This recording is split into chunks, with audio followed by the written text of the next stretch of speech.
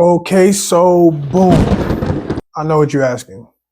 Joey, Why is Jada Kiss as hard as it gets?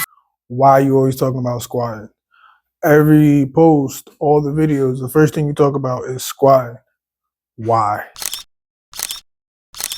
That's why.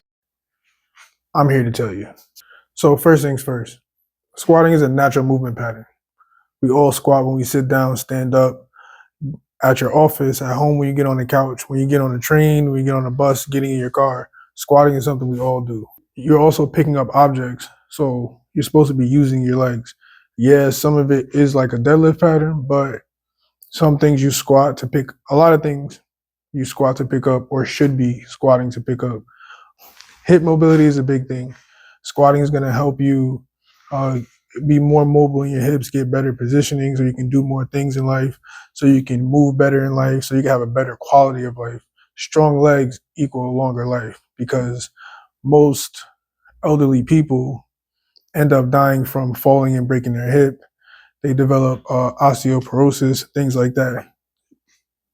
Squatting will help build muscle in your legs, which will help strengthen your bones. Now you have to progress in your squatting and add weights and resistance and things like that to keep going and gain the benefits. But starting to squat will help you inherently live longer. Okay, Joey, you told me why. Now I want to go squat, but how do I squat? How, Sway? Like I see the videos, but like what am I supposed to do when I go in the gym? You got me, right? So first, you want to squat for your range of motion. Squatting to what we call parallel or 90-degree angles is technically the range of motion you should squat in. However, depending on where you start from, your medical background of injuries and things like that, you may not be able to squat that deep going forward or even ever. Some people may never because of certain injuries. But you want to be able to squat as low as possible without any pain.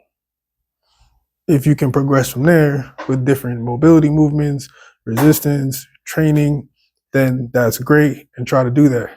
But all encompassing, you want to squat to the range of motion that's comfortable for you. Once you get comfortable, once you get to a good, comfortable depth, then you should add weight. You shouldn't be going and squatting 300 pounds if you can't squat to depth first. I know, quarter, y'all know me. If you know me, you know. We don't quarter squat over here. So take that with a grain of salt, if you will. Different body types may have different stances. So for instance, when I squat, my legs have to be open more, my toes have to be pointed out more. So I can have a better range of motion to give my hips somewhere to go as I'm going down into the squat. Some people can squat.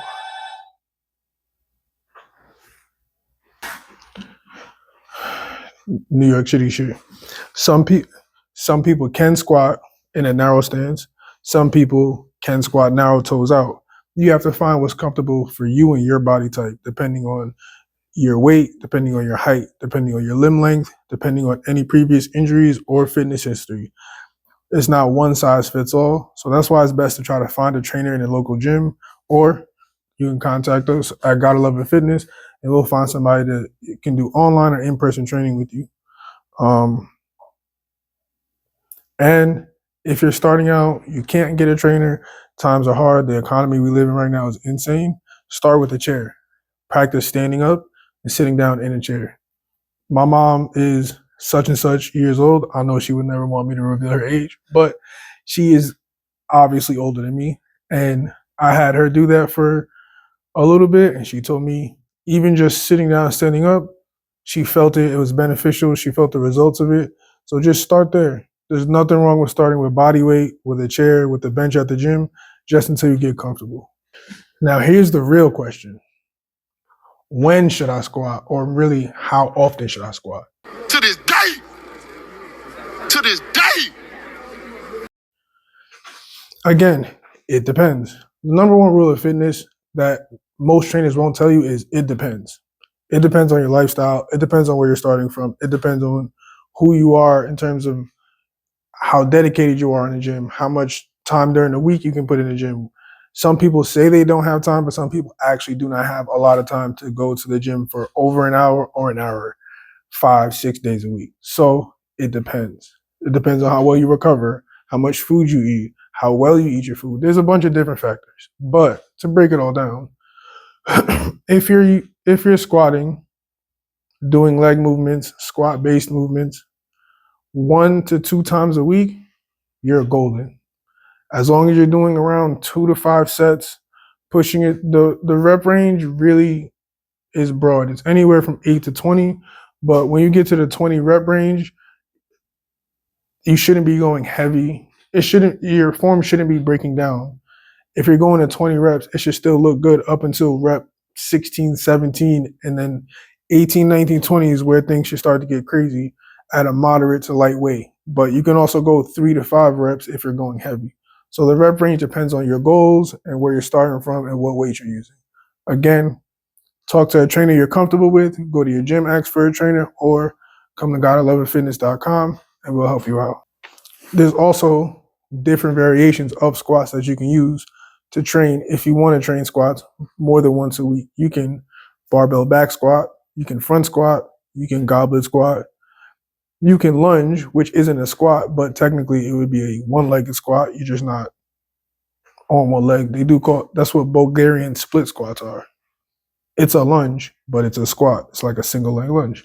There's many variations you can use, so you can try to find a movement pattern that works for you. So yes, I tell you all to squat, but there's a reason behind it. So if you have any more questions, if you got any more knowledge, let me know.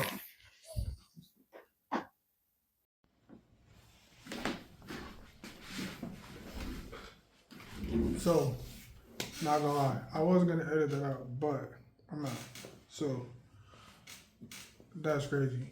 Somebody came to my door, saw me shooting this video for IG and YouTube, and asked to follow me so he can learn more about fitness. So this is what I be saying: just go out and do the work. All right. But close the video out. So if you want to learn how to squat, go to your gym, ask somebody who you believe is knowledgeable. When you see a trainer, ask them questions. If they don't have the answer to the questions or the answers don't make sense, they don't know what they're talking about. If they can't show you where they got the information from, don't listen to them. But that's another topic for another video, and we're gonna do that one for sure. But I'm talking and this shit's not plugged in. What the hell, Leonte? With the Helly on, with the Helly Berry, with the Helly Burton, with the Helly Brian James.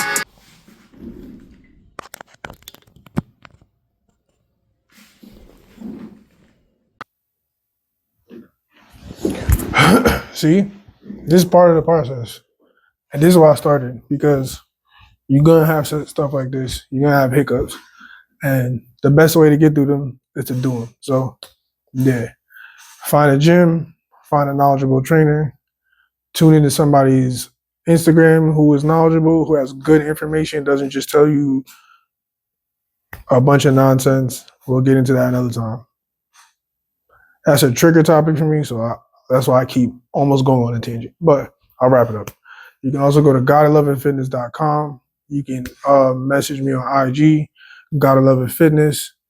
Comment down below, GLF, and we'll help you get either online training, in-person training, nutrition help, recovery, massage therapy, yoga, one-stop shop for you. I appreciate y'all. Much love. Progress is a forward process. All right.